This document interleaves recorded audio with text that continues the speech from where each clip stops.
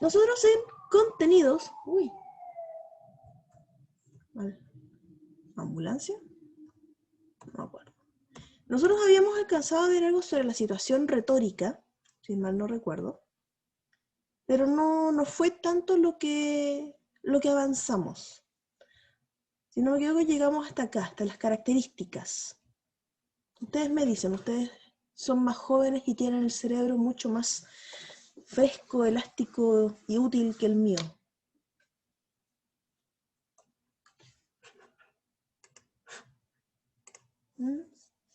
Por acá. Creo que habíamos llegado hasta acá, hasta la oralidad y escritura, así como el cambio. Para de cualquier manera, vamos a ver aquí los componentes. Esto sí lo habíamos visto. Las características.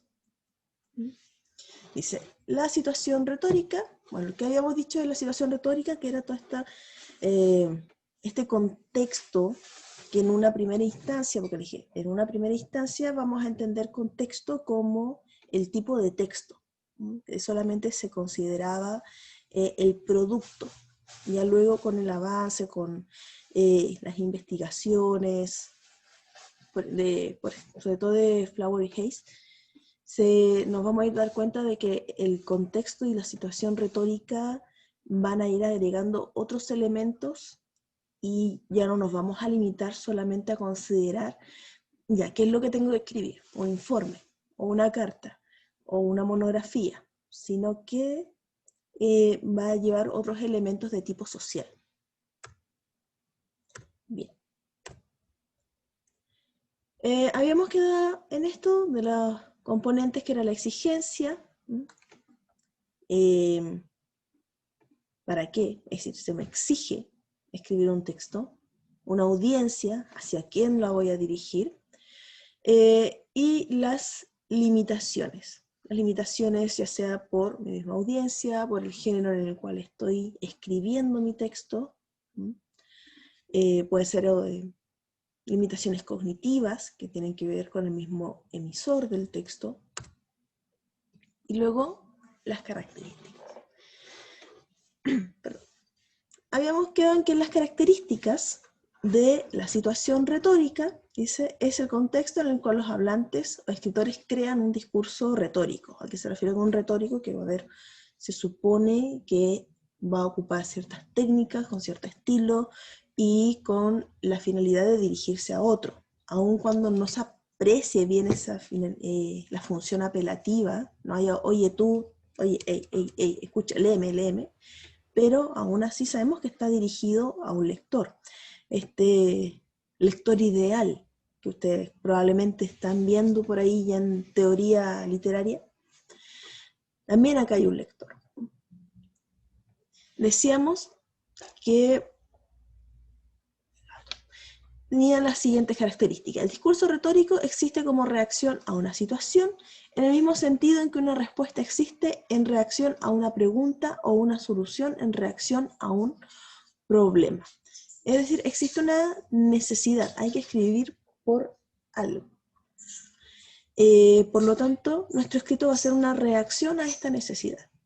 A un discurso se le da significado retórico según la situación, tal como se le da significado a una unidad de discurso como respuesta, nuevamente, o como solución, según el problema.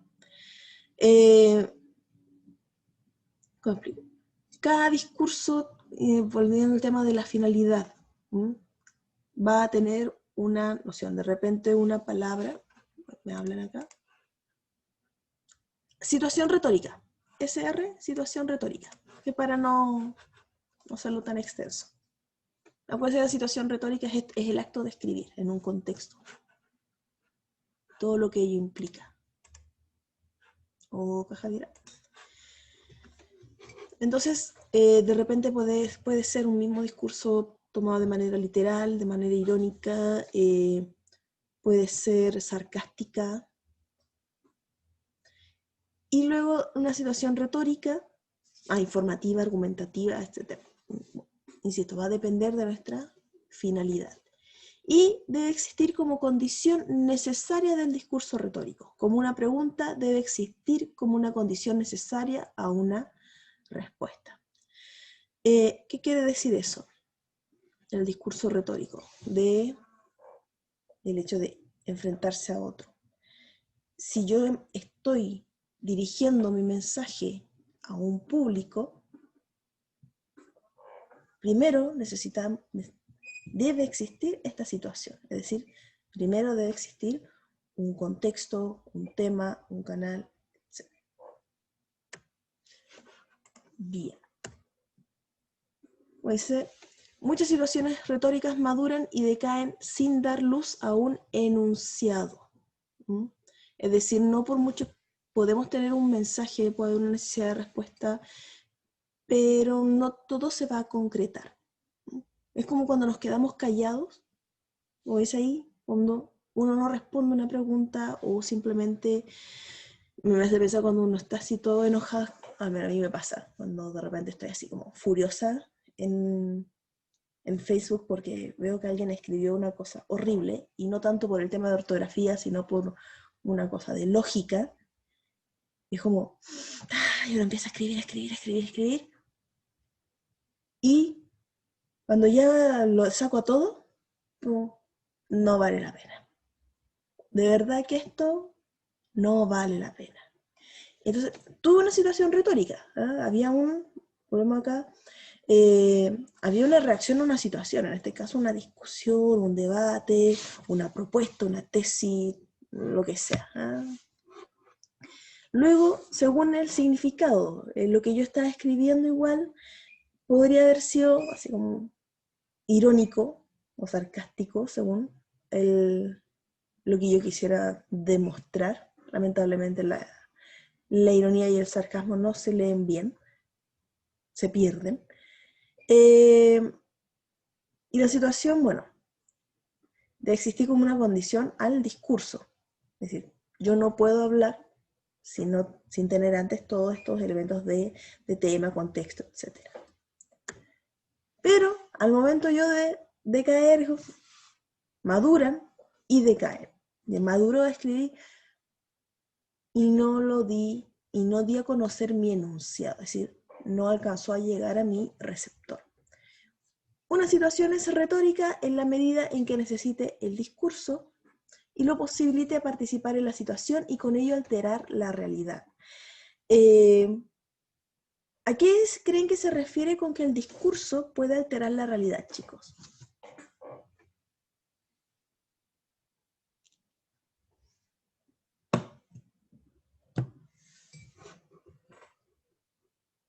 Porque suena extraño, porque quizás dicho de esta manera suena hasta, no sé, de ciencia ficción.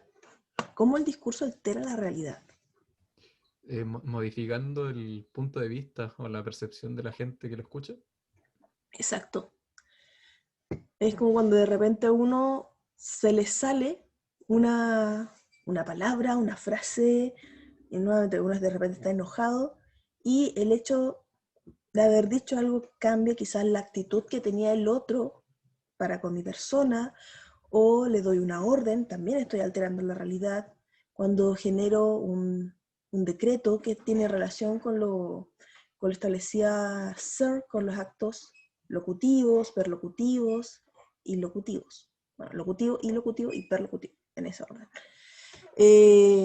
Con nuestras palabras podemos cambiar las cosas desde una perspectiva muy simple, que es el cambio en nuestro campo cognitivo. El hecho de aprender algo nuevo ya cambia nuestra realidad, cambia nuestra visión de mundo. Como, hoy aprendí que, no sé, no hay que matar a los caracoles, porque nos sirven para ABC motivo. ¿Mm? O o quiero convencer, voy a elaborar un argumento. Cambié igual la postura. Ahora ya no es solamente agregué un nuevo dato y entendí el mundo de mejor manera, o lo complementé, sino que ahora cambié la perspectiva de otro. y con eso puede llevar un cambio en sus acciones, porque al fin y al cabo lo que intenta el discurso argumentativo es cambiar las actitudes y las acciones. Por lo general, cuando ustedes escriben un ensayo argumentativo o se plantean dentro de un debate, la finalidad no es únicamente gané, dejé al otro ahí callado, sino que la idea es que el lector al final termine diciendo, sí, tiene razón, por lo tanto yo voy a cambiar y voy a hacer tal cosa. Los imperativos. 5. Una situación retórica, perdón, ya lo vi. 6. El discurso es retórico en la medida en que funcione como una reacción adecuada a una situación que necesite este discurso y lo invite. Insisto, de repente este discurso es retórico, si va a tener una reacción, va a ir dirigido hacia un otro, una reacción adecuada a una situación que necesite. Pensemos en alguien gritando. Llevémonos un poco aquí al oral. Alguien gritando en una situación, no sé, últimamente estaba viendo unos videos locos de Reddit y me apareció este nuevo concepto, el de las Karens, al menos desde la perspectiva norteamericana. Y claro, gente como que se altera muy rápidamente en situaciones que no lo ameritan. Y ahí tenemos un problema, porque ¿qué pasa con ese discurso? Obviamente no va a ser aceptado, no va a generar una buena respuesta, no va a cumplir con los objetivos, por lo general, que espera este sujeto, porque no es o no funciona como una reacción adecuada al contexto. Dentro de la escritura, cuando nosotros utilizamos un tipo discursivo que simplemente no se ajusta a la situación. ¿Qué le pasó a una colega el semestre pasado? Que una alumna mandó un correo estableciendo, bueno, no una queja sobre la profesora, sino que creo que era sobre el sistema del funcionamiento de eLearn, pero de verdad que era un texto pero gigantesco, no iba al punto, que es por lo general cuando uno quiere establecer una queja, sobre todo en campos técnicos, ¿qué es lo que quiero? O sea, que existe este problema y quiero que se arregle o que le den solución. Pero la alumna comenzó a hacer Dios mío, era eterno. Entonces, se va a perder va a llegar el mensaje, pero quizás no sea tan efectivo o no se adecue a la situación, al problema existente, a lo que motivó la generación de ese discurso. Era casi hasta ético-moral. Luego, el 7, la situación controla la reacción retórica. En el mismo sentido en que la pregunta controla la respuesta y en que el problema controla la solución. ¿Qué quiere decir esto? La situación es el marco, es lo que va a contener también la posible respuesta. Pongamos aquí lo que se da como ejemplo: el problema controla la solución o la pregunta controla la respuesta. Nuevamente, lo retórico, el arte del hablar, del dirigirse a un otro, de generar una cierta reacción en mi receptor. Cuando uno de repente hace esas preguntas y alguien se desvía, ¿no? Como, no sé, ¿qué puede ser? Los niños. Ya, dime, ¿te comiste o no te comiste el paquete de galletas? ¿Qué es lo que se espera de la respuesta? Porque la pregunta está marcando. La respuesta es sí o no. No hay más respuestas. Y si se sale de eso, entonces la situación retórica o la reacción retórica no está yendo o no está haciendo, no está cumpliendo con el marco, está escapando de eso. Lo mismo. La situación, mi tipo de texto, un tipo de texto argumentativo, un tipo de texto expositivo, va a tener o va a llevar cuál va a ser la reacción que debiese tener el receptor. Obviamente de repente hay receptores que se escapan de esto puede ser una mala interpretación. Por ejemplo, hay textos que son netamente expositivos, que tratan de plantear una situación, de establecer un nuevo conocimiento, y hay gente que esto les choca mucho y genera una reacción que no es adecuada a este marco, que simplemente como, me está presentando algo nuevo, puede que sea, puede que no. Y bueno, y ahí la gente empieza a salir con algunas pancartas medias raras a las calles. Bien, esencialmente la situación es un marco. Si me dan algo objetivo, mi respuesta también debiese ser objetiva, o mi análisis debiese ser objetivo. Si me dan un texto que va hacia lo subjetivo, mi respuesta también puede ser subjetiva. Se han planteado algunas preguntas entonces, como para tratar de definir, entonces, ¿cuál va a ser mi situación retórica? Porque hasta el momento es todo como muy ambiguo, que la retórica, que la respuesta, que no sé qué más. ¿Qué estoy tratando de conseguir? Prácticamente, mis objetivos. ¿Con quién estoy tratando de conseguirlo? ¿En qué situación estoy tratando de conseguirlo? Es decir, ¿en qué contexto? Nuevamente, y nos damos cuenta que estamos pasando ya un poquito más, que no es solamente el texto, es decir, no es esta visión inicial de si es un tipo de texto, de tesis, de monografía, de artículo, ensayo, paper, un resumen, va más allá. ¿Mm? Ahí vamos, con esta pregunta nos vamos dando cuenta que hay otros elementos. Y ahí aparece el tema de, la propuesta de Flower y Hayes. Que ahí, bueno, se van a tomar el problema retórico, que va a tomar el tema de la audiencia, cuál va a ser mi finalidad, ya no solamente mi texto es esto, por lo tanto cumplo con las normativas del texto o del tipo discursivo. Va a tomar también elementos de tipo psicológico. De hecho, deja un poco esta visión tan estructuralista que nosotros no la hemos tomado a profundidad, solamente hemos dicho que en una primera instancia todo se va a encerrar más en lo que es lo lingüístico, pero ahora va a tomar un poquito más lo psicológico. Por eso vemos este tema de la memoria a largo plazo, el conocimiento que tiene el emisor, el tema, la consideración de la audiencia y la elaboración de un plan de escritura.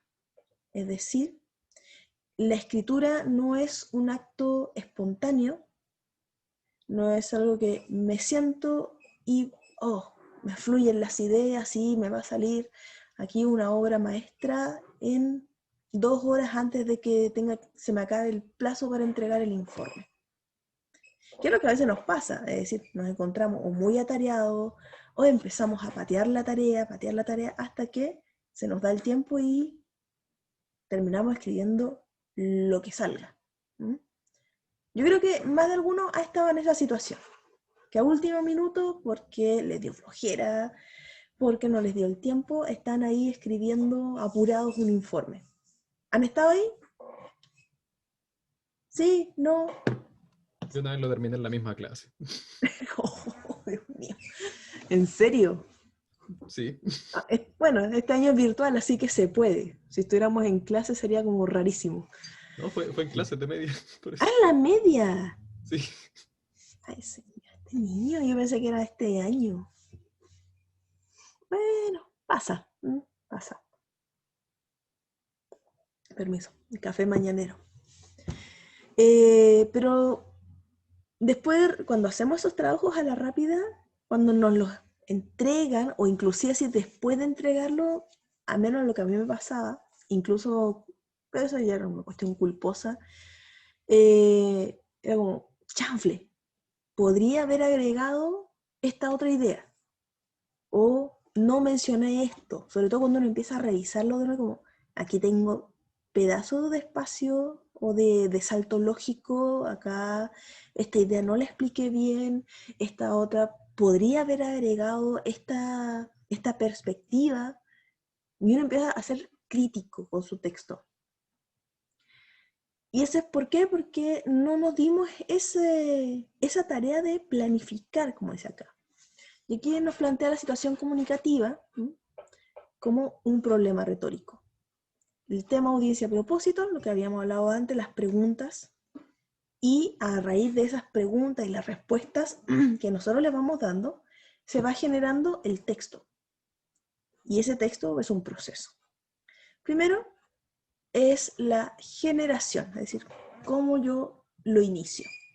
Y para eso, la generación de ideas, primero tengo que planificar, organizar y determinar.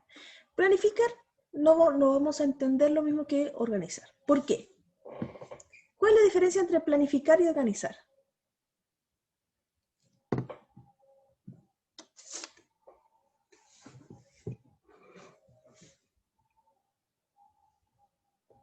Por ejemplo, dentro de una semana nos vamos todos de viaje a, no sé, Alemania. Nos vamos a Alemania. Hay que planificar el viaje. ¿Cómo lo planificamos?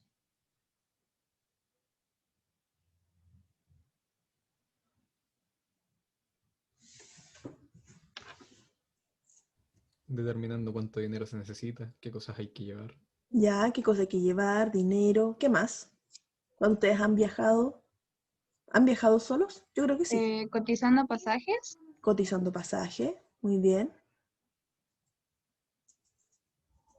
¿Qué otra cosa?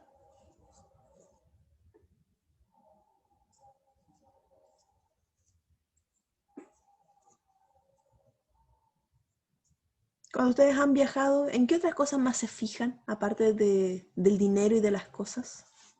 A ver, acá me escriben. Ya, el alojamiento, muy bien. Las cosas que irán en la maleta. Ya, sí, como lo había dicho igual Camilo. El tiempo, ¿cuánto tiempo voy a estar en este nuevo lugar? Y al fin y al cabo, la escritura va a ser muy similar. ¿Por qué? Porque tenemos que, lo que me decían, las cosas que voy a necesitar para poder escribir mi texto. Un computador, lo voy a escribir a mano, qué libros, cuál va a ser mi la mañana no es lo mío. La bibliografía para trabajar, el alojamiento, ¿dónde voy a trabajar? Eso es importante. Y es algo que se ha experimentado mucho con este tema de la pandemia, de que no podemos ocupar otros espacios. A no todos nos funciona trabajar en casa. A otros prefieren ir a la biblioteca o irse a un parque, ahí encontrar su lugar. ¿Qué más me decían? Bueno, el dinero. Extrañamente igual vamos a tener que considerar probablemente el tema dinero por un asunto de, ¿cómo se dice?, de movilización si es que es necesario, pero... Y el tiempo. ¿Cuánto tiempo yo le voy a dedicar a lo que voy a escribir? Entonces, eso es planificar. Voy planificando qué es lo que necesito antes para poder empezar a escribir mi texto. Luego, la organización. Ya tengo, en nuestro caso, nuestra maleta van a ser nuestros libros. Ahora tengo que organizar esa maleta. ¿Qué información coloco primero? ¿Qué libro voy a llevar o no voy a llevar? ¿Qué me interesa de determinado libro? Empiezo a cuál va a ser la reestructuración, es decir, qué libro voy a poner primero, cuál va a ser segundo. Luego viene esto, el objetivo. ¿Ok? Me estoy embarcando en este viaje, esta alegoría en que le estoy planteando. Me estoy embarcando en este viaje, ¿para qué? Porque como hay viajes de trabajo, hay viajes de placer. Lo mismo en la escritura. Y ahí es donde nosotros tenemos, bueno, y ustedes como profe van, la mayoría, van a aprender a través de sus clases que cada clase tiene un objetivo. Conocer, explicar, ejemplificar, cuando hagan informes también. Y tienen que estar claros al principio de su texto qué quiero lograr con este texto? Quiero analizar, desarrollar, complementar. ¿Qué más? Pues ejemplificar, describir, analizar, comparar. ¿Qué? ¿Qué queremos lograr? Y ese es uno de los problemas que se ven en escritores novatos. Insisto, no lo he visto, nosotros ya hemos tenido la oportunidad, he tenido yo la oportunidad de leer sus trabajos, y al menos en el campo de objetivos no estamos tan perdidos. Al menos les han permitido establecer esta coherencia textual. Pero me ha pasado cuando se deja ahí a plena libertad, sin una orientación clara, que a medida que ustedes vayan pasando los años, cada vez los profesores lo van a ir dejando ustedes más a la deriva, y no a la deriva como ya, chao, si te va bien, excelente, y si te va mal, cosa tuya. No me refiero a eso, sino que ustedes van ganando más independencia al momento de trabajar, es decir, las temáticas, los objetivos deberían plantearlos ustedes, no necesariamente que sea el profesor el único que esté ahí diciendo esto debe hacerse, o dándoles las ideas. Como hay mayor autonomía, es la idea. Y cuando se nos va dando a veces esta autonomía y no ponemos los objetivos, es cuando nuestro texto a veces ahí también se pierde y no se genera esta situación comunicativa, situación retórica, ya que el lector al final no tiene una estructura. Ok, ¿por qué me está diciendo esto? ¿Por qué quizás, insisto, un texto que me tocó leer una vez que era sobre la música, lo único que entendió, lo único que planteó como objetivo era conocer sobre la música. Pero el objetivo es muy, muy amplio. Específicamente, ¿qué? Es ambicioso. Entonces, por lo mismo, al ser tan ambiguo ese objetivo, que esa es la labor de ustedes, que los objetivos no sean la búsqueda del conocimiento universal en relación a una temática, sino un conocimiento especializado o específico, se generó este texto donde puso lo que encontró, punto. Por un lado, no sé, habló de notas musicales, por otro lado habló de tipos de música, por otro lado habló de música infantil, y al final no cumplía con nada porque hablaba de todo y hablaba de nada. Luego viene el proceso, ya estamos claritos. Sé cuánto tiempo voy a tomar, qué es lo que necesito, cuáles van a ser mis temáticas, subtemáticas, y qué es lo que quiero lograr. Listo. Genero mis ideas. Está ahí, mi orden. Ahora tengo que empezar a escribir. Es como esa novela eterna que uno sabe cómo se trata y nunca la escribe. Y la producción. Obviamente todo esto va a tener un proceso de monitoreo, que significa este proceso de relectura, que es la revisión, examinación y la corrección. No nos podemos quedar con nuestro primer borrador, sino que la idea es siempre estar releyendo y encontrando esos problemas, ya sea de ortografía, de coherencia, de cohesión, si es que está mal usado un pronombre, un artículo, si hay ideas que todavía les falta desarrollo, otras que puedan estar ahí medio ambiguas o medias cojas, si no hay saltos lógicos o saltos temáticos. Entonces, el proceso de escribir nunca va a ser netamente lineal, es decir, empiezo, escribo y entrego mi trabajo, sino que empiezo, escribo, paro, reviso, reescribo, continúo y voy. Es como a cada rato doy un paso y retrocedo otro. Doy 2 pasos, retrocedo otro. Y así.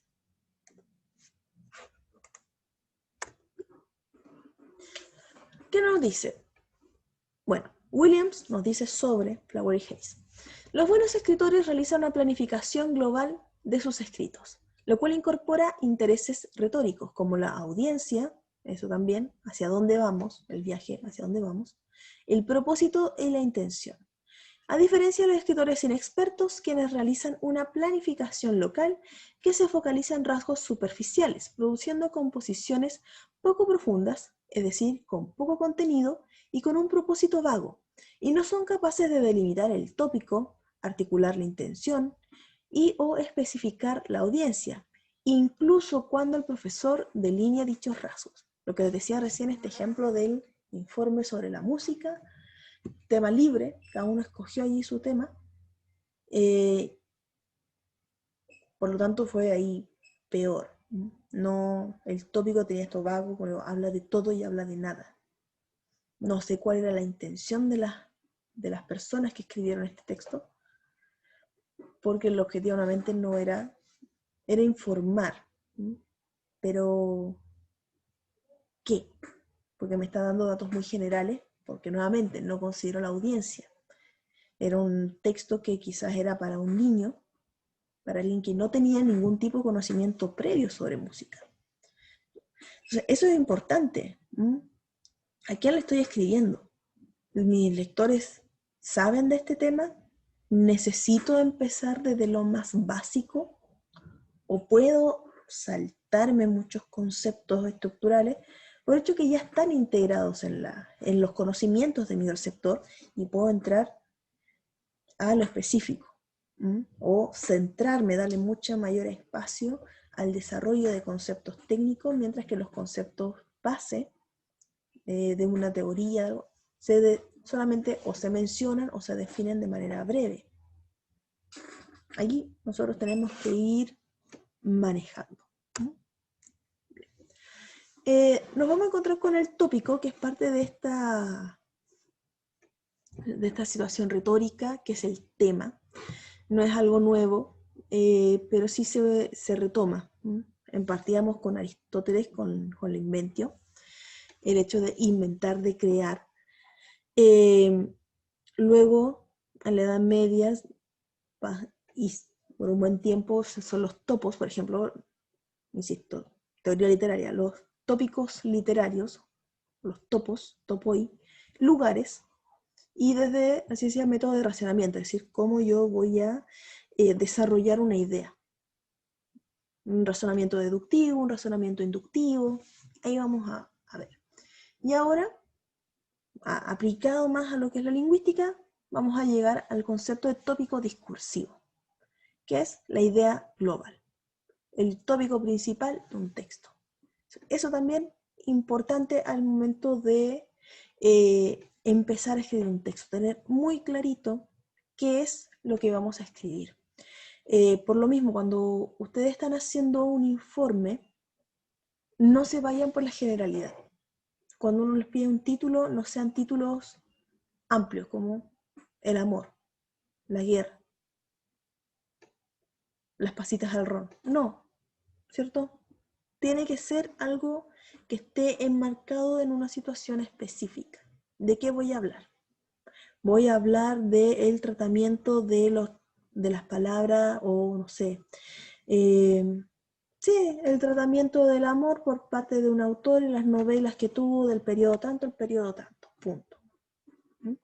Así bien específico. Bueno, igual, eso, el título que acabo de dar es como que da para mucho, pero se entiende que no vamos a escapar o no vamos a ir más allá de esas posturas. Me escapé. Ahí está.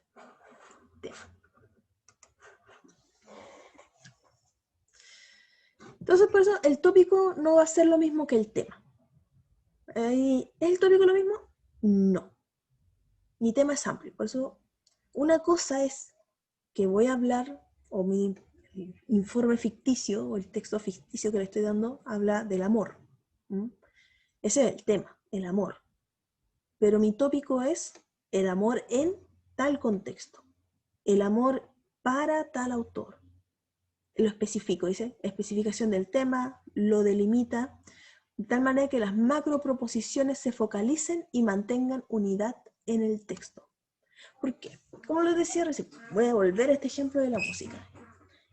Bueno, eran 2 alumnas, si no me equivoco, o una alumna, no recuerdo.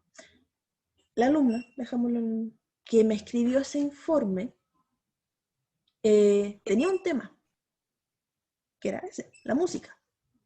Pero nuevamente, no lo delimitó. Entonces, por eso es que, por una parte, me daba un concepto de lo que era música, después me hablaba de tipos de música, luego hablaba de la música infantil, por otro lado hablaba de, ay, no me acuerdo, fue hace años ya, pero me acuerdo que no tenía pies ni cabeza. No es el único, pero era como más claro, al menos que se me viene ahora a la memoria. Y volvimos las macroproposiciones. ¿Qué quiere decir esto? Las ideas que se presentan en cada párrafo, las ideas principales, iban para todos lados. ¿Ah? Mi tema, gatos. Aprovechando que el gato está por ahí tirado. Gatos. Gatos como mascota. Enfermedades de los gatos. Los gatos en la televisión. Gato, ropa para gatos. ¿Qué sé yo? Entonces, estoy diciendo muchas cosas, pero no está orientado a nada. Entonces, focalicemos. ¿Qué voy a decir? ¿Cuál va a ser mi tópico? Vamos a hablar exclusivamente de enfermedades de estos animales. Punto. Lo especifico. Entonces, todas las ideas principales que estén en mis párrafos o en mi desarrollo textual tienen que ir enfocadas a hablar de las enfermedades en los gatos. Podemos ser más específicos. Hablar única y exclusivamente de una enfermedad, no de todas, ¿no? O de un tipo de enfermedades. Ay, qué triste. Bien. Así que no vamos a hacer no lo vamos a igualar. Tema no va a ser lo mismo que tópico. Luego tendremos el propósito. Que los chicos no me vaya a inspirar demasiado. No, estoy todavía temprano. El propósito. Dice, todo texto tiene el amplio objetivo de comunicar ideas y la efectividad de esa comunicación dependerá de cuánta concentración o énfasis pone el hablante escritor en uno de los diversos propósitos retóricos. El propósito de la situación retórica está directamente relacionado con lo que el hablante escritor de un texto desea lograr con él. Estamos acá, entonces, o aquí, en el ámbito de la intención y de la funcionalidad del lenguaje. Es decir, esto es netamente pragmático. ¿Qué es algo pragmático, chicos? Una persona pragmática.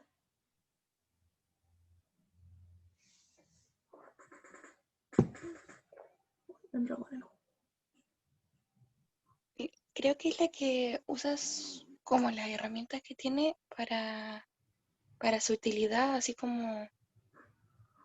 Uy, no me acuerdo muy bien. Sí, está bien. Sí, ¿no? Exacto. Usa lo que tiene y con una utilidad, así como pensemos en lo práctico. Pragmático es como práctico. Usemos esto. Hagamos algo. Tiene que ser útil.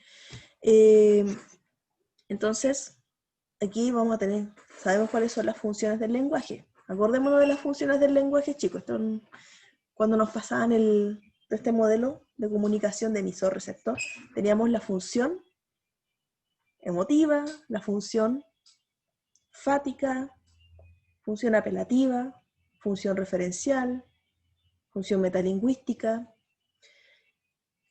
Entonces, ¿qué es lo que yo quiero lograr?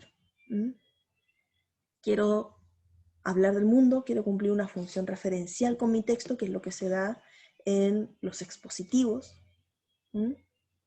Quiero una función apelativa, los textos argumentativos, que va mezclada con lo emotivo, con lo personal, porque doy una postura, doy una visión subjetiva del mundo, de cómo creo que debe ser. Y esa función lleva una intención, lo que hablábamos recién. Quiero informar, quiero que cambie la perspectiva, quiero que un sujeto haga algo. El propósito está relacionado directamente con lo pragmático. Dice, los propósitos originan de alguna manera las tipologías textuales. Si la intención es informar, puede producirse una diversidad de textos que apuntan solo a eso. Si yo quiero informar, entonces, ahí tengo texto como la noticia, el informe técnico, puede ser también, ¿qué otro? Bueno, el informe normal, puede ser también un ensayo, porque los ensayos no siempre son argumentativos, los boletines, currículum, textos más laborales. Si la intención es entretener, dice, artículo escrito para una revista de espectáculos. Todo lo que es literatura también tiene esa función de entretención, o la intención más bien. En cambio, si se desea convencer o persuadir, lo más natural es que se produzca un texto argumentativo. Político, editoriales, alegatos, las publicidades, etc. Entonces, según mi intención, yo me voy a adecuar nuevamente, otra vez, contexto, en este caso, o el elemento de situación retórica. ¿Qué tipo de texto voy a crear? Según mi intención. Pocos escritos presentan una línea clara. De repente tenemos como la idea de que un texto informativo va a ser 100% objetivo, pero cuando ustedes crean o hacen una investigación y aparecen los científicos con sus informes y sus artículos, no es solamente como decir, miren, estuvimos gastando nuestro tiempo haciendo esto. Buena onda. ¿Cuál es la intención? Es que el lector diga, vaya, esto me agrega algo que no sabía y que lo tomo como verídico. Esto es real. Entonces, igual, toda esa base de metodología, de discusión, los procesos de análisis, de experimentación, tienen una finalidad argumentativa. Es decir, mira, te quiero convencer, porque no es emocional, te quiero convencer de que los resultados que yo obtuve son ciertos, de que esto es una situación que efectivamente se da. Y no es algo que vine y me saqué de por ahí, que hizo un experimento con 2 pelagatos y establecí que esto es la realidad. No, tengo que convencerlo. El ejemplo más claro de esto es el ensayo, porque nosotros lo habíamos dicho cuando nos tocó el primer semestre, que no tiene una definición clara, porque puede ser argumentativo, puede tener características literarias, puede ser un ensayo muy técnico, puede plantear elementos tanto objetivos y de repente aparece la subjetividad del escritor. O sea, no hay una pureza. Como dice ahí, un conjunto de instrucciones tiene el propósito original de informar a los lectores acerca de cómo hacer algo, pero convence también de que es la manera correcta. De alguna manera, cuando uno compra ahí su mueble en, no sé, en Sodimac, que tiene que armarlo, no nos vamos a poner así como Homero Simpson tirando las cosas, el horno al cemento y a ver qué sale y nos encuentra un museo, un productor de arte, qué sé yo, sino que la instrucción dice, oye, si tú quieres que esto te funcione, tienes que armarlo de esta manera. Es informativo. Me expone una situación, punto. Lo mismo que la cocina. Me dan una receta. Pero esa receta es como, si tú sigues estos pasos, te va a salir algo decente, algo que se puede comer. Luego dice, de que se deben evitar ciertas cosas al hacerlo. También lo mismo cuando uno cocina. Tenga cuidado con, no agite tan rápido o asegúrese de revolverlo cada 10 minutos para que no se le peguen los fideos al fondo.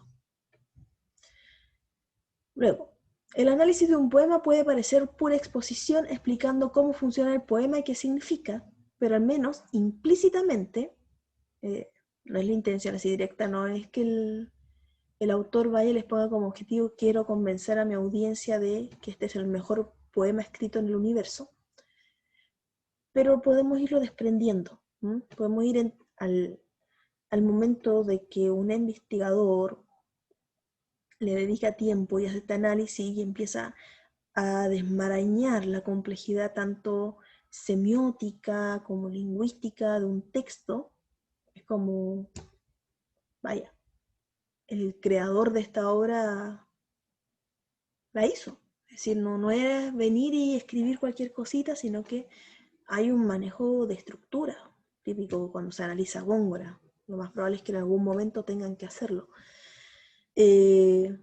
O a los poetas, la poesía más reciente. Así que la idea es, o cuando queremos nuevamente desde una perspectiva semiótica, o sabemos que las interpretaciones, sobre todo en literatura, dan para mucho. ¿Por qué mi interpretación es válida? Porque es posible, porque de repente hay interpretaciones que se van por ahí a lejos, que empiezan a ver más cosas de las que realmente hay. Y yo creo que ustedes de repente han visto esos hilos que tratan de hacerles como un análisis a algo, como por qué tal obra realmente hace referencia a, no sé, los poderes del Estado influenciado por los Illuminati desde el año 1543 y por una cosa así, como, bueno, insisto, también tiene una intención de hacerle, demostrar que mi interpretación, por muy loca que sea, tiene un sustento, convencer. Entonces, vamos a tener algunas clasificaciones ahí. Ya. Y, chicos, no se olviden, yo de repente me vuelo. No se olviden de eso. Así que me cortan, profe, devuélvase ya. Me mandan un puntito ahí en el chat, como, profe. Y ahí yo capto la indirecta, ya, por si acaso. Ahí llegó mi primer punto. Gracias, Matías. Muy amable.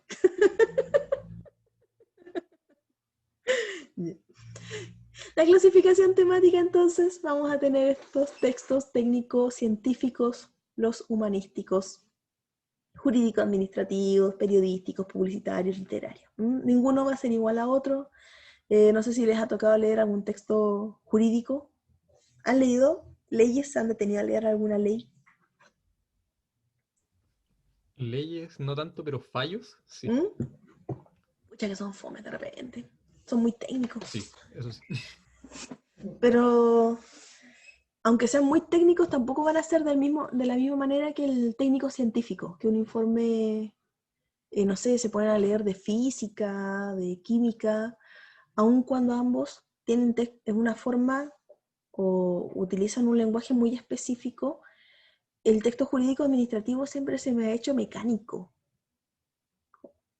muy, ¿cómo se puede decir? Hasta deshumanizado en cierta manera. Se me hacen extraños.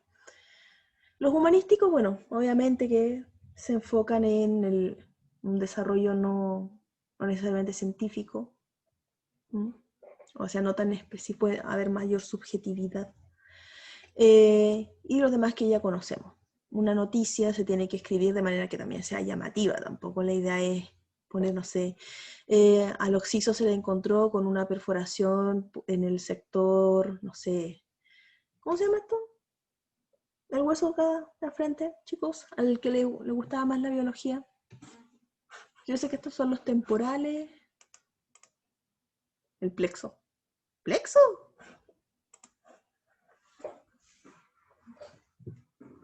No sé, siento que me está chamullando.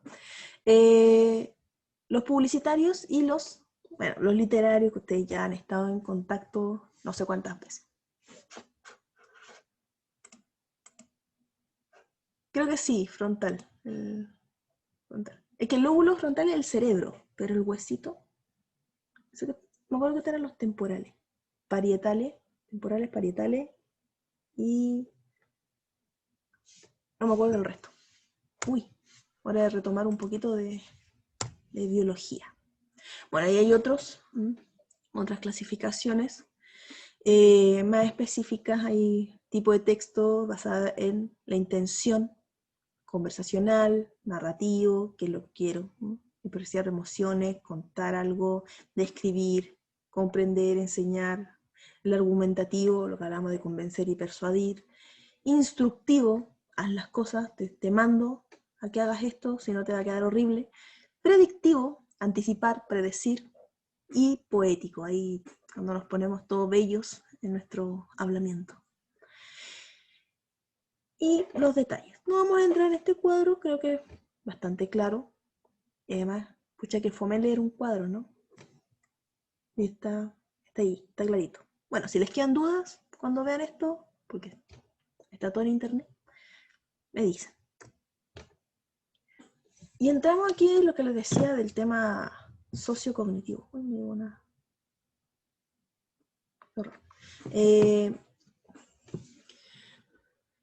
lo que hablamos de que ahora no solamente es un tema netamente mental, sino que también hay una influencia del entorno al momento de escribir.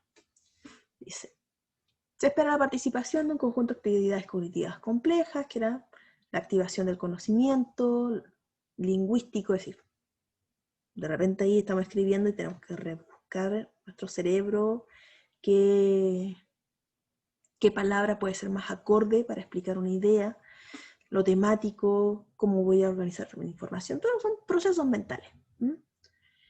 Pero se va a llevar a cabo del contexto social y cultural. Y vamos a volver aquí a este modelo y esencialmente acá el tema de la audiencia. Que es como lo primero que se toma en cuenta. ¿A quién le estoy escribiendo? El texto por sí solo puede ser muy bueno, pero si no consideré que, no sé, insisto, un texto de física que es para alumnos de octavo básico y que tenga una terminología muy compleja o un montón de fórmulas que los niños con suerte han visto, se acordarán de multiplicar, no va a cumplir ningún objetivo. Entonces, ahí teníamos el tema social, la audiencia, y vamos a encontrar igual calificaciones de los escritores expertos en expertos, es decir, de la cuántas veces han escrito, si están acostumbrados a enfrentar el problema retórico. Y hagamos esta comparación. ¿Y qué es lo que ustedes conocen? O sea, podrían ustedes decir aquí, he caído, o quizás de repente todavía caigo en ese error. Expertos conciben el problema retórico en toda su complejidad, incluso nociones de la audiencia, la función y el contexto. ¿Sí? No es lo mismo hablar en una sala de clases o escribir, dejar un texto para los alumnos, que dejar un texto para una comisión evaluadora, ¿cierto? Inexpertos, muy simple. ¿Ah? Como, pucha, ya me toca escribir de nuevo. Ustedes que están estudiando lenguaje no debiesen tener esa mirada. Estamos estudiando comunicación, así que no mirar el texto como, pucha, que fome, ya no, me toca hacer un resumen, ya me toca hacer esto. Y lanzar lo que venga, no. Expertos. Adaptar el texto a las características de la audiencia. Inexpertos. No tienen idea. Bueno, de repente con todos estos temas que a veces son más sensibles y que hay personas como que se espantan un poquito, es que cómo se le puede decir esto a los niños, que los niños no tienen que saber tal cosa. Pasa mucho con este tema de la educación sexual, pensando en el texto como todo tipo discursivo, no tan solo la palabra escrita, sino la oralidad. Imaginemos que nosotros tenemos un discurso, lo escribimos, lo preparamos y luego que ese discurso se vuelve oral, es otra cosa, pero está escrito.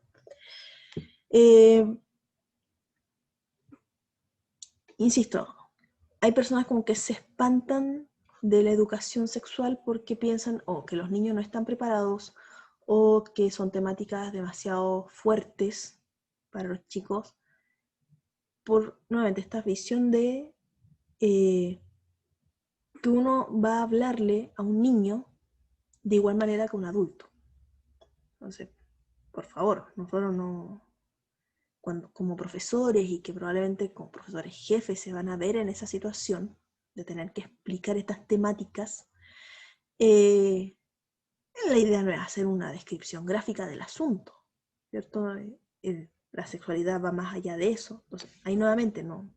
Inexperto es como venir y decirle a un niño de 5 años todos los detalles de lo que es sexualidad, cuando ni siquiera no tiene idea que tiene 20 dedos en el cuerpo. Quizá no se espante, porque no tiene la capacidad ni la capacidad ética, por el simple hecho que son conceptos demasiado abstractos para esa edad, pero no lo va a entender tampoco. En cambio, un escritor experto o un orador experto va a conocer a su audiencia, ustedes como profes, insisto,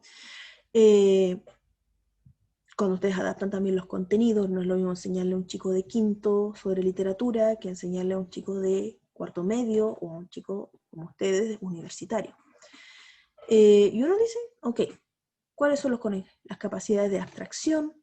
¿Qué tipo de conocimiento verbal poseen? Y según eso puedo ir complicándome un poquito más en el asunto, puedo ser más específico y obviamente tengo que relacionarlo con las experiencias del sujeto a los que me estoy dirigiendo. Luego, los expertos tienen confianza en el escrito, o sea, igual uno se hace crítica, igual uno dice, pucha, podría haber agregado esto, podría haber cambiado, pero tengo esa confianza de que mi texto va a lograr el objetivo. Voy a informar de tal tema.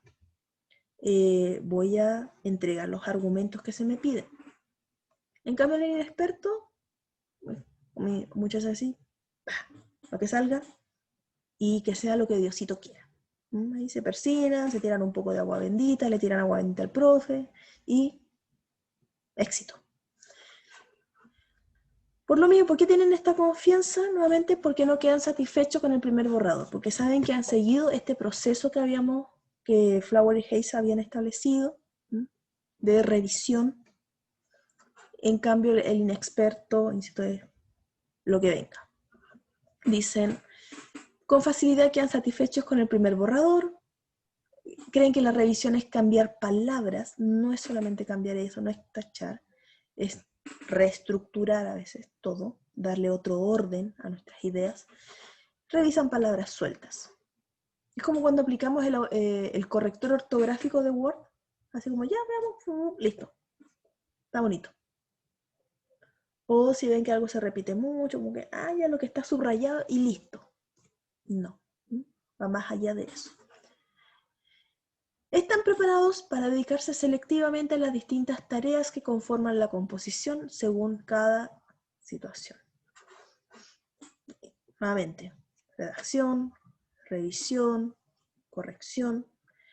Quizá primero una corrección de tipo semántica, después una corrección de tipo sintáctica, ver si están el tema de morfemas, ortografía, son distintos niveles. Y aquí, a la primera, véngale. Si nos damos cuenta, el inexperto por lo general nos va a lanzar, va a escribir algo buena onda y vuelvo a ese tema de sea lo que Diosito quiera. No sé si se ha escuchado, me suena una tripita. Tipo de escritura. Bueno, y aquí tenemos algunos tipos cuando somos escritores inexpertos. Dice, la escritura ingenua, la copiosa, la caótica, la precaria. En el texto que ustedes tenían que resolver, o sea, que reescribir, ahí nos vamos a encontrar. ¿Cómo lo encontraron? Aparte, ¿se entendía la idea que querían expresar?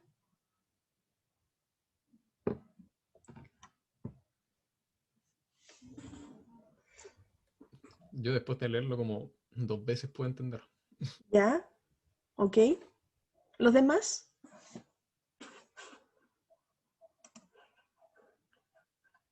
Kevin, José, Alex. Se entendía, pero al mismo tiempo era tan caótico que era como de, ¿qué? ¿Qué estoy leyendo? Caótico. Usted no sabe lo que es caótico. Les voy a mostrar lo que es caótico. Oh no, tengo miedo. Alguien nos acaba de condenar. Ustedes van a ver lo que es caótico. Ya, usted no pudo, ¿ok? Sí, de hecho, de ese texto yo lo encontré ingenua, más que copiosa. Ingenua, como dice, obliga al lector a releerlo. O sea, tuve que leerlo 2 veces, porque ahí algo está... Oh, ¿por qué quedó así? Quedó como suelto, hay algo, ya, me obliga a pensar más. El desarrollo temático relativamente claro, es decir, después de una primera lectura igual yo creo que entendimos, aquí hay un problema de que se entregó un animalito, una perrita, y no recibió los cuidados adecuados. Pudimos sacar esa idea, pero de repente lo que se nos queda en el tintero son los detalles, como, pero ¿de quién está hablando? ¿O en qué momento pasó esto? Esta frase está mal establecida, o no hay una pausa. Un enredo, pero se puede sacar por último esa idea global o la intención del texto. Sí, era como una funa. Cierto grado de estructuración semántica, es decir, el sentido, tiene sentido. La relación con las normas lingüísticas es vacilante. Y sí, ¿a qué se refieren? Tenía problemas de tildes, habían problemas de tilde esencialmente, no tanto de literal, es decir, no habían palabras, y si es que habían, porque no recuerdo bien, no era el primordial error, que palabras mal escritas. El primordial error era la puntuación, y en segundo lugar la tilde, que se comía algunas tildes. Entonces por eso como que de repente, a veces igual, pasa uno, escribe una palabra bien, o vemos un posteo en cualquier lado, escriben, no sé, conciso. Y la primera vez que lo escriben bien, con C y S. Y después lo vuelven a escribir y lo escriben las dos con S. Como por si acaso. Si lo tengo mala en una, la tengo buena en otra. Por si acaso. Y una escritura poco controlada, sin revisión. Se nota que la persona, si bien tenía sus ideas más o menos claras, sabía lo que quería exponer, vino, lo posteó, pensó que lo había escrito maravilloso y allá va. La copiosa ya es más desordenada. Aquí imaginémonos a la persona que cuando nos está con... Yo de repente soy un poquito copiosa, de repente. Conozco gente peor que yo, que habla mucho y que se va por otros derroteros. Como dices, de repente las estructuras se complejizan y disipan progresivamente. Me recuerdo a una amiga que tengo, que de repente siempre, por un tiempo me tomó de confesora. Y bueno, todo el mundo lo toma de confesora, así que ¿para qué? Y hablaba de su vida, y de repente como, y por cierto, y me agrega otro dato entre medio, y de ese dato me agrega otro dato más, y otro dato más, y otro dato más, hasta que de repente se da cuenta de que el tema original quedó allá como por la frontera de Tacna, y hay que volver a retomar lo que se había establecido desde un inicio, la temática inicial. Se me movió todo. Y en verdad nunca fue el primo. Exacto, nunca fue el primo. Uy, fui lejos. Ahí sí. Entonces son confusos porque como que eso... Creo que me está hablando de esto, pero lo dejó botado. Fallas entrelazadas de coherencia como de corrección, textos confusos, nos desorientan. Entonces copioso. Ya lo caótico es cuando nos encontramos con esos textos. ¿Qué pasó, José? Me levantó la mano.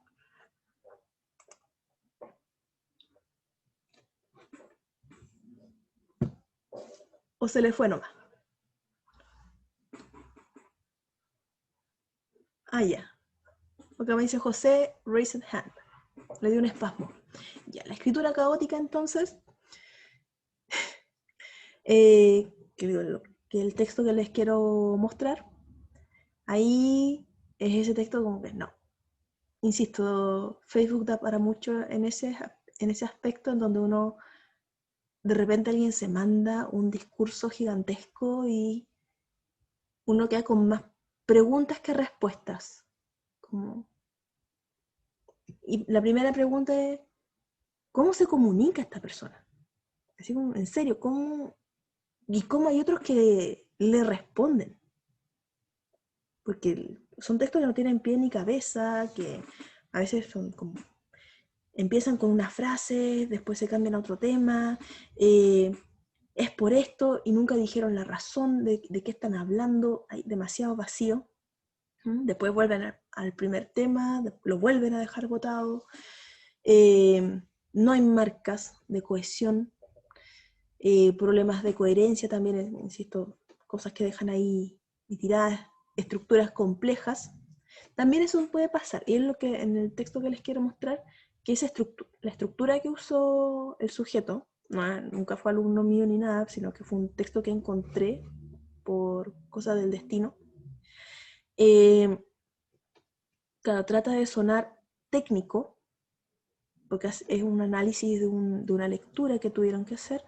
Claro, trata de sonar técnico y académico, pero se recarga, entonces trata de poner todo lo que leyó, y al parecer no entendió tampoco muy bien la lectura, y uno dice, ok, y al final esto de qué se trataba.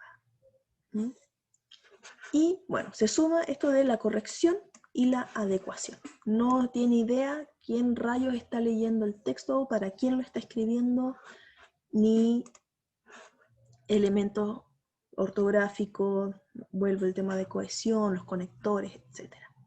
Y la escritura precaria, cuando simplemente nos encontramos con un escritor que no tiene experiencia, o que muestra desinterés, como esto a mí no me interesa, así que voy a escribir cualquier tontera para que estén tranquilos, y se siente que la escritura es una labor pesada, aburrida, como dice ahí, una actitud negativa frente al trabajo de escribir. Entonces, no me gusta.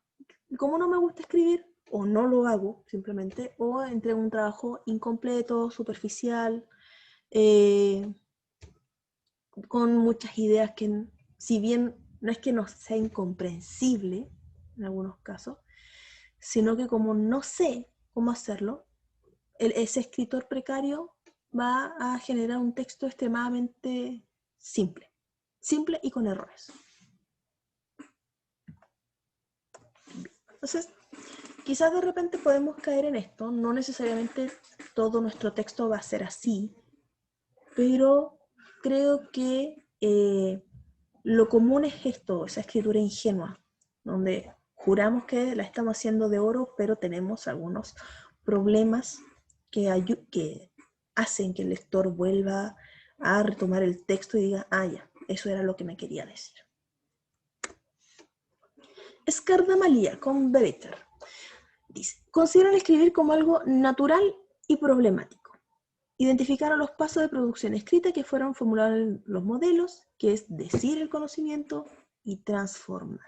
Lo que hablábamos un poquito de esta función epistémica que cumple la redacción. No solamente, bueno, una intención es decirlo, que es la parte informativa, literal, textual, y otro es transformar, y hasta acá vamos a llegar, transformar el conocimiento, que no basta con decir lo que alguien más ya ha dicho 20, 30, 40 veces antes. No basta con llegar y pegar conceptos. Tenemos que generar, por ejemplo, si ustedes necesitan definir algo, busquen varios conceptos, plantéenlos, y luego ustedes a partir de eso digan, a partir de los conceptos señalados se puede entender qué. No se queden con una sola cosa. ¿Qué se puede entender de todo lo que ustedes han leído? ¿Qué extraen ustedes? ¿Cuál es su transformación de lo que han escrito? ¿Cuál es su aporte? Y ahí tenemos un ejemplo. ¿Qué es decir el conocimiento? Vamos a llegar ahí. Y el ejemplo. ¿Qué es decir el conocimiento y qué es transformarlo? Dice, esta estrategia de composición es el saber guiado y basada en el escritor. Decir el conocimiento.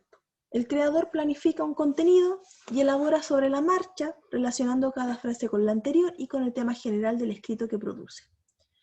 El escritor no relaciona los contenidos que escribe con las exigencias de la situación retórica y no elabora una imagen operativa de dicha operación, o situación, perdón.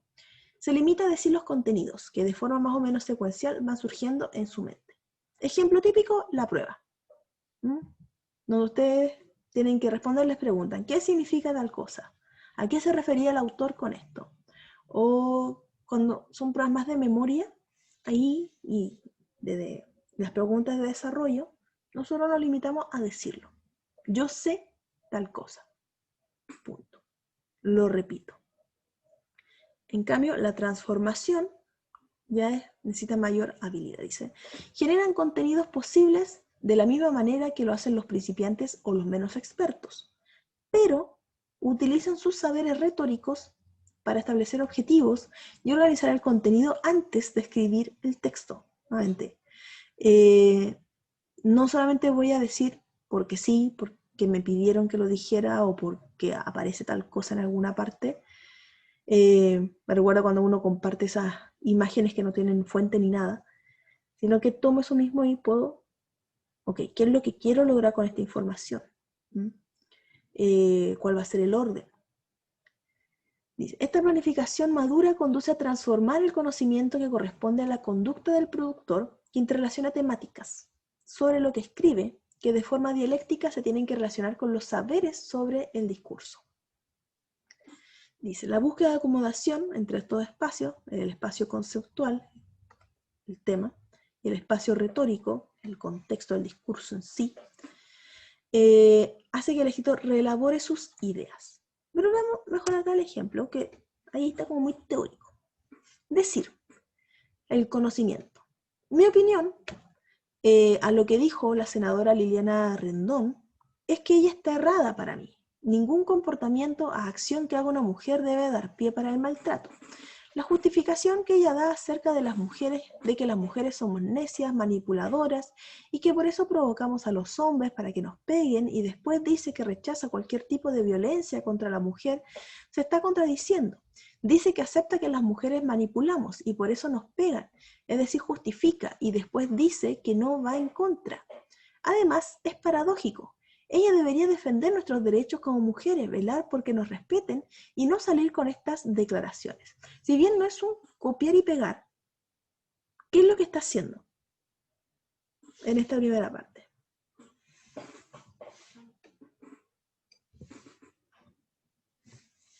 A ver, Matías, ¿qué predomina acá?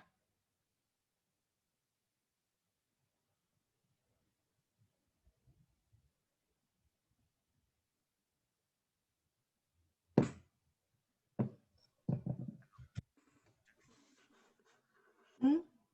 En esta primera, ¿qué predomina?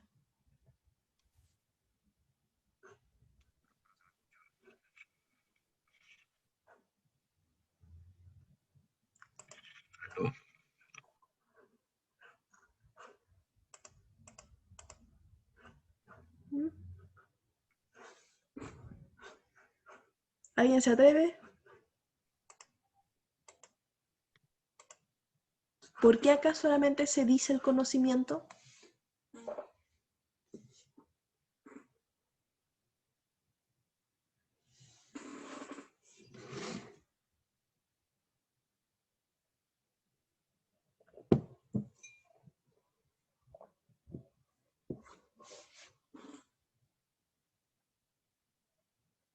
¿No?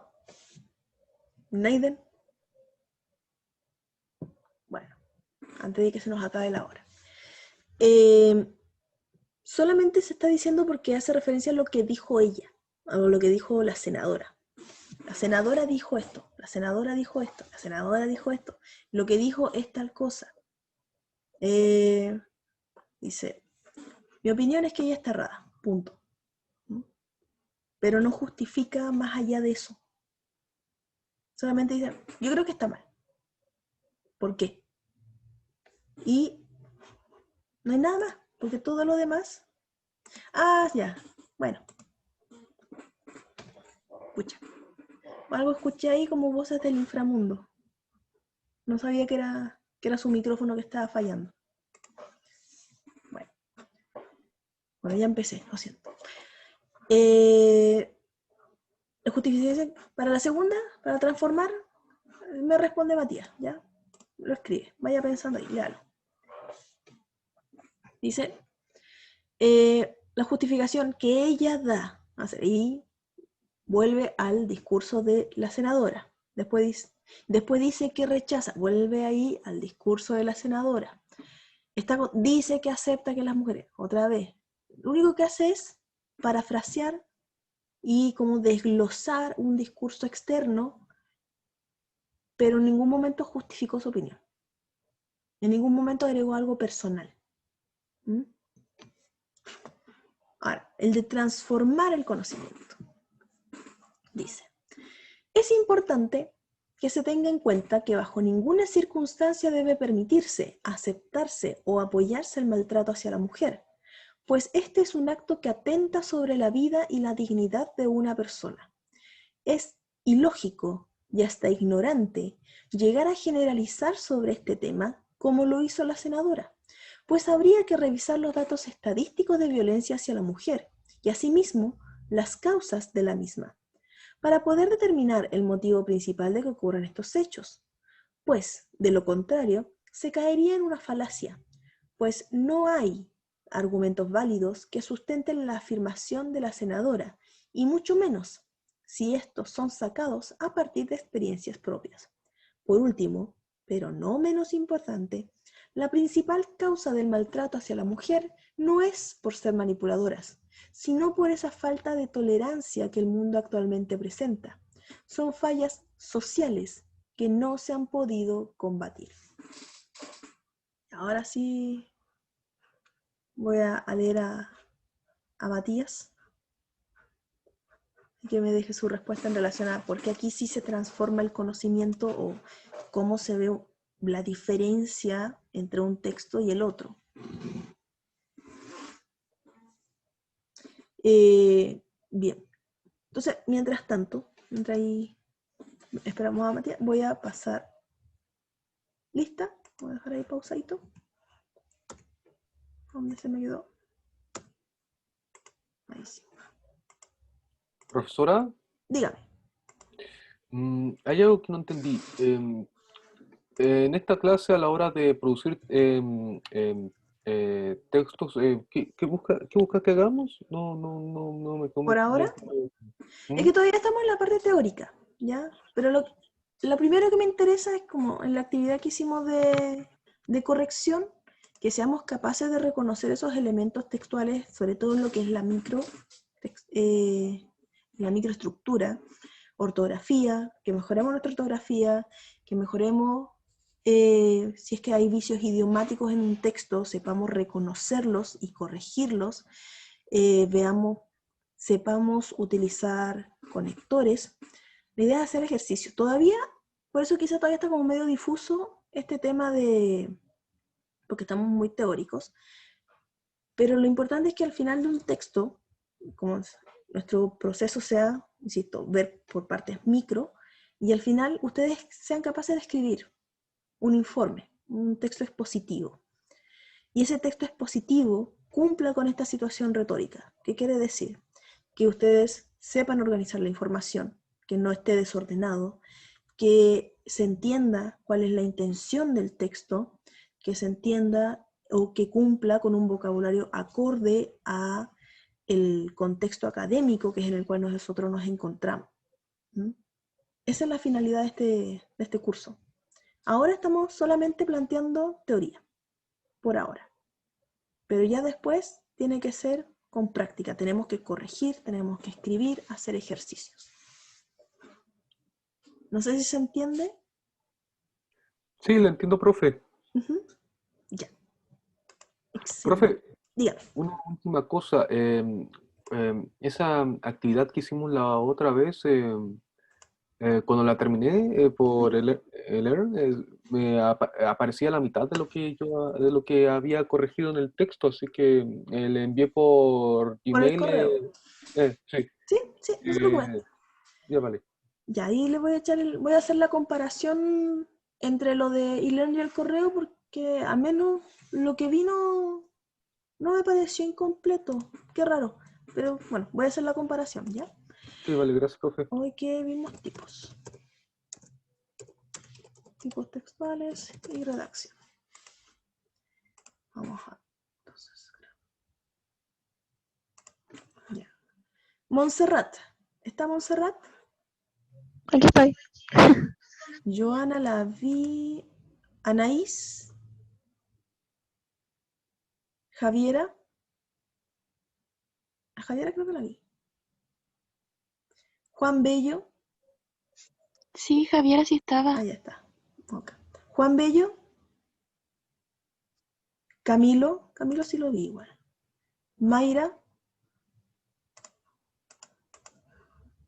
Sí está. Ah, ya. Antonia Campos. La vi el otro día, hoy día no la veo. Tiare sí está. Milagros.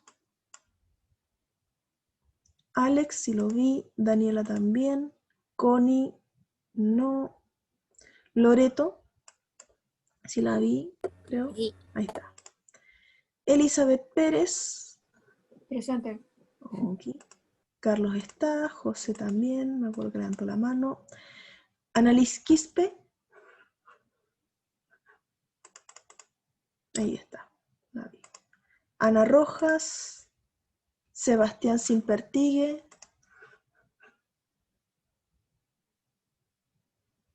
Matías sí está. Y Kevin Trujillo. Ahí está. Kevin está. Creo que lo vi. Presente. Ok, gracias. Listo. A ver, ¿qué nos dice Matías ahí del segundo texto? Dice: si bien las dos miradas vienen desde una moralidad y ética, el segundo lo que hace no es solamente justificar lo que dice, sino que agrega todo un bagaje que le dijo a la senadora. El primer texto es errático, sí, e infantil, si nos damos cuenta, usa mucho la coordinación, ¿ah? Solamente el i. Dice conocimiento, pero no se articula, no se consolida, es un comentario al aire. ¿Mm? Me parece que hay que tener un ojo porque la diferencia no es solo la redirección y transformación de la sustancia, sino más bien el discurso y la forma de presentarlo. Exacto. No es solamente que plantee nuevamente lo que dijo la senadora, sino que pone los dichos de la senadora en un contexto y lo une a conceptos, a percepciones personales de qué significa, por ejemplo, qué es lo que es el maltrato, plantea una postura, es decir, da una valoración, porque aquí solamente es que está errada, pero no dice por qué. En este caso, también plantea que está errada, desde la perspectiva ética que nos dice Matías, y dice que es ilógico, que es ignorante la generalización que realiza. Aquí no, está mal. ¿Por qué está mal? Porque es raro, porque es confuso, porque se contradice, pero no profundiza. En cambio aquí sí. Bueno, me llaman, no voy a responder por ahora. De lo contrario se caería una falacia. Luego, no hay argumentos válidos que sustenten la afirmación de la senadora. Entonces, al final nos plantea toda una tesis y la va a sustentar refutándola, no solamente citándola o parafraseándola, que es lo que hace la primera, que es decir el conocimiento, sino que toma lo que se dio y lo plantea desde su mirada, desde sus conocimientos de lo que significa violencia, lo que significa ser mujer, y desde un contexto práctico de experiencia va en contra de lo que planteaba la senadora en el texto original que tuvieron que leer. Bien, excelente. Bien, chicos, quedamos hasta acá entonces.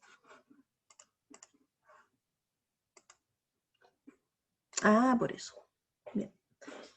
Quedamos hasta acá. Que tengan un bonito viernes y un mejor fin de semana, chicos. Todavía estamos algo relajados, pero ya pronto estaremos todos tensos. Chao, chao. Chao, profe. Pórtense bien, Chao, profe. chicos. Chao, chao. Chao, profe. Adiós. Adiós.